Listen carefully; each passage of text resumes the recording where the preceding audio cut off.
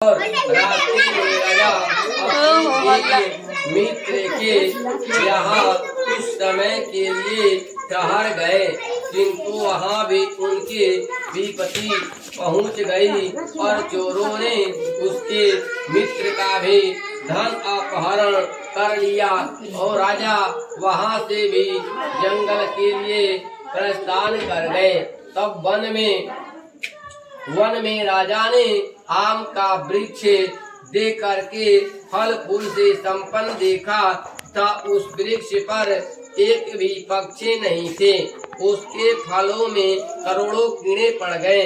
तो राजा वहां से आगे के लिए प्रस्थान किए। तब राजा अपने कर्म को ढूंढते हुए जा रहे थे कि वन में इधर उधर दौड़ती हुई गौ को देखकर पूछा कि तुम कर्म को जानती हो? तो गौ ने कहा कि मैं कर्म को नहीं जानती हूँ।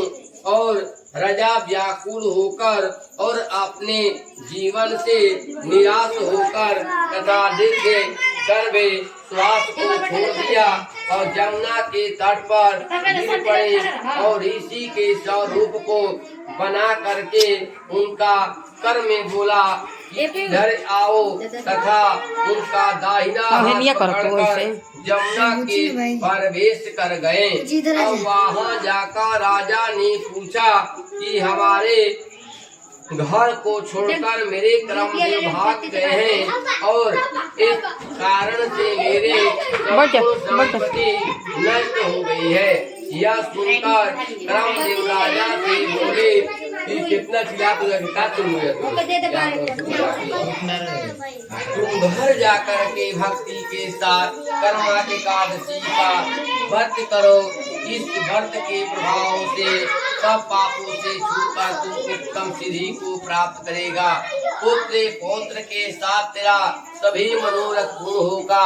एकादशी का व्रत करने से तुम घर जाकर कर्मा एकादशी का व्रत अथवा झूर का पूजन भक्ति के साथ करो।